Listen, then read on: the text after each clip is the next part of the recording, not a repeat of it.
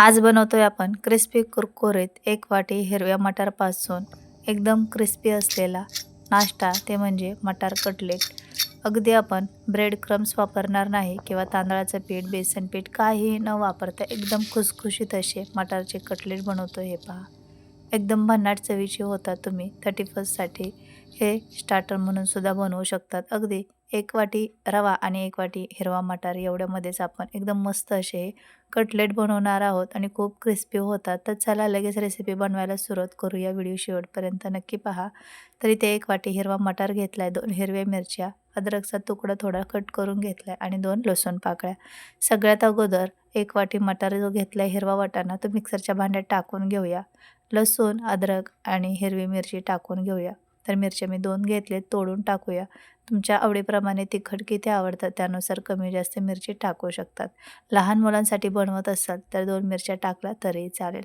आता आपण हे मिक्सरवरती आबडधोबड वाटून घ्यायचे, म्हणजे मिक्सरचं बटन बंद चालू करून हे असं मिश्रण वाटून घ्यायचे. खूप जास्त बारीक पेस्ट करायची नाही, थोडं जाडसर ठेवायचं.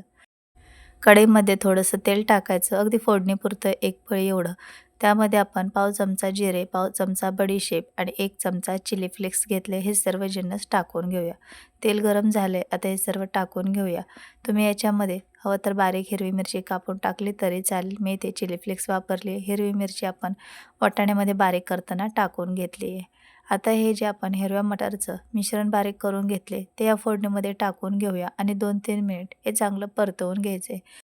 कमी गॅसवरती 2-3 मिनिट परतवून घेतल्यामुळे मटारचा जो कच्चेपणा आहे तो निघून जातो आणि कटलेट चवीला खूप छान होतात. आणि आता तसंही थंडीमध्ये मटारचा सीझन असतो, त्यामुळे हिरवा वाटाणा खूप गोडसर लागतो पहा खायला. नुसता जरी खाल्ला तरीसुद्धा गोड लागतो.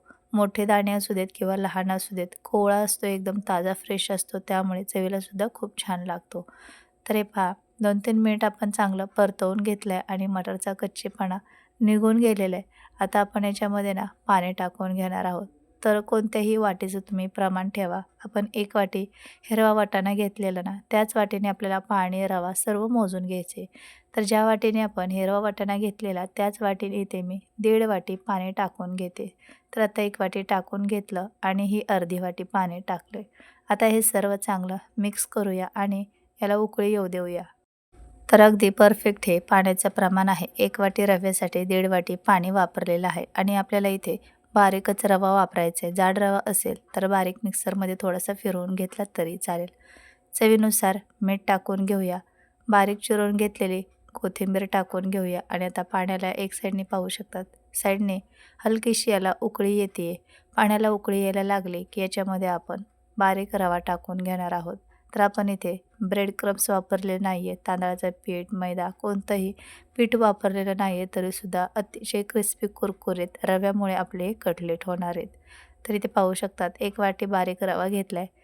एका हाताने रवा टाकायचा आणि एका हाताने उलटण्याने हे असं मिक्स करत राहायचं, म्हणजे याच्या गुठळ्या होत नाहीत. तर सर्व रवा मी टाकून घेतला आहे. गॅसची फ्लेम कमी ठेवायची आणि कमी गॅसवरती हे सर्व चांगलं परतवून घ्यायचे. जोपर्यंत याचा गोळा तयार होत नाही तोपर्यंत हे परतत राहायचे. तर जसजसं रवा शिजत जाईल तसतसं हे मिश्रण घट्ट होत जातं. तर चांगलं हे उलटण्याने मॅश करत करत व्यवस्थित एकजीव होईपर्यंत मिक्स करून घ्यायचे. तुम्हाला आणखीन स्पायसी बनवायचं असेल, चटपटीत बनवायचं असेल तर याच्यामध्ये धना पावडर, जिरा पावडर किंवा चाट मसालासुद्धा टाकू शकतात. मी एकदम साधा सिंपल पद्धतीने हे मटार कटलेट बनवले तरीसुद्धा अप्रतिम चवीचे झालेले. तर एवढे भन्नाट हे मटारचे कटलेट बनतात. तर हे पहा, अगदी 2-3 मिनिटांमध्येच याचा चांगला गोळा तयार झाला आहे. असा गोळा होईपर्यंत व्यवस्थित हे शिजवून घ्यायचे. आता एका भांड्यामध्ये हे सर्व मिश्रण काढून घेऊया आणि थोड्या वेळ याला मिक्स करूया, म्हणजे हलवून घेऊया. याची वाफ निघून जाईल, थंड होईल. आता हे मटारचे मिश्रण हाताला सहन होईल असं झालं की याच्यामध्ये उकडून घेतलेला एक बटाटा किसून घ्यायचा आहे किसणीने आणि याच्यामध्ये मिक्स करायचे, त्यामुळे याला चांगली बाइंडिंग येते. तर एवढ्या मिश्रणासाठी मी इथे मिडियम आकाराचा एक बटाटा किसून टाकलेला आहे. सर्व चांगलं एकजीव होईपर्यंत मिक्स करून घ्यायचे. हाताला थोडंसं तेल लावायचे आणि याचे आता आपण लगेच कटलेट बनवून घेऊया. तर बटाटा व्यवस्थित मिक्स करून घेतला या मिश्रणामध्ये आणि आता याचे तुम्हाला हवं त्या आकारामध्ये तुम्ही कटलेट बनवू शकतात किंवा रोल बनवू शकतात सिलेंडर शेपमध्ये. तर लिंबाच्या आकारा एवढं मिश्रण घ्यायचे आणि हातावरती गोल गोल करून असं चपटा आकार द्यायचा. खूप जाड नको किंवा खूप पातळ नको, मीडियम आकाराची आपण इथे ही कटलेट बनवून घेतोय. म्हणजे जेव्हा आपण फ्राय करून घेणार तेव्हा आतपर्यंत ते चांगले तळले जाणार आणि वरूनसुद्धा क्रिस्पी कुरकुरीत बनणार.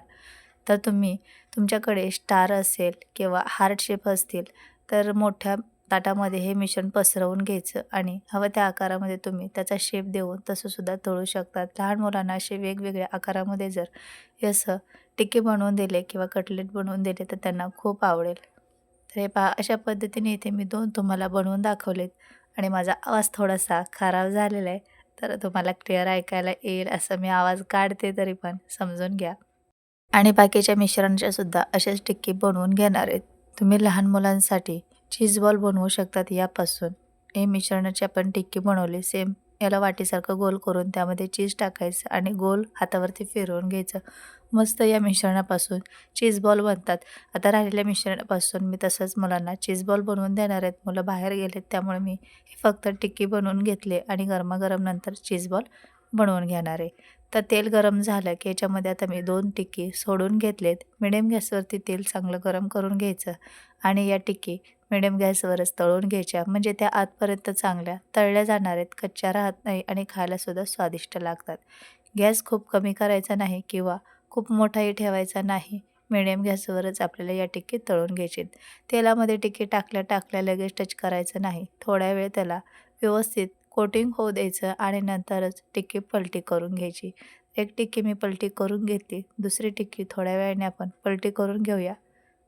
तर हे पहा व्यवस्थित त्याला कोटिंग झालेले. आता अलटी-पलटी करून एकदम क्रिस्पी कुरकुरीत होईपर्यंत, खरपूस रंग येईपर्यंत याला तळून घेऊया. हवं तर तुम्ही सर्व टिक्की एकदम बनवून घेऊ शकतात आणि नंतर फ्राय करू शकतात. तुम्ही शॅलो फ्राय करा किंवा डीप फ्राय करा. जसं तुम्हाला आवडेल तसं तळू शकतात. आणि हिरव्या मटारपासून आपण अनेक वेगवेगळे नाश्त्याचे पदार्थ बनवू शकतात. स्टार्टर बनवू शकतो. याच्या अगोदर आपण हिरव्या मटारपासून बन डोसा बनवलेला आहे, पुऱ्या बनवलेल्या आहेत, आता कटलेट बनवलेत. याच्या अगोदरसुद्धा भरपूर अशा वेगवेगळ्या रेसिपी टाकलेल्या आहेत. तुम्ही ॲक्टिव्ह पूजा सर्च करून पाहिलं तर तुम्हाला भरपूर साऱ्या रेसिपी पाहायला मिळतील. चीज बॉल बनवू शकतात. तर हे पहा दोन्ही टिक्की आपण अलटी-पलटी करून छान क्रिस्पी कुरकुरीत होईपर्यंत फ्राय करून घेतले आणि रव्यामुळे याला खूप क्रिस्पीपणा येतो आणि मीडियम गॅसवरती तळल्यामुळे छान या क्रिस्पीसुद्धा होतात. तर इथे 2 आपण कटलेट तळून घेतलेत. बाकीच्यासुद्धा सर्व टिक्की अशा तळून घेऊया आणि बाकीच्यासुद्धा सर्व टिक्की मी तेलामध्ये टाकून घेतलेत. आता थोड्या वेळाने या टिक्कीसुद्धा पलटी करून घेऊया. तर टाकल्या लगेच याला पलटायचं नाही. थोडी कोटिंग झाली सेट झाल्या की मग पलटी करून घ्यायच्या. म्हणजे त्या व्यवस्थित पलटल्या जातात आणि तुटतही नाहीत. तर यासुद्धा टिक्की छान क्रिस्पी कुरकुरीत होईपर्यंत आपण फ्राय करून घेतलेत आणि पाहू शकता किती मस्त कलर आलेला आहे आणि चांगल्या क्रिस्पीसुद्धा बनलेल्या आहेत. तर आता या सर्व टिक्की प्लेटमध्ये काढून घेते.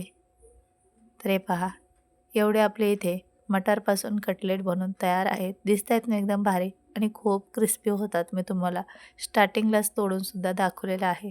तर हवं त्या चटणीसोबत किंवा सॉससोबत तुम्ही लहान मुलांना देऊ शकतात. तुम्हीसुद्धा एन्जॉय करू शकतात.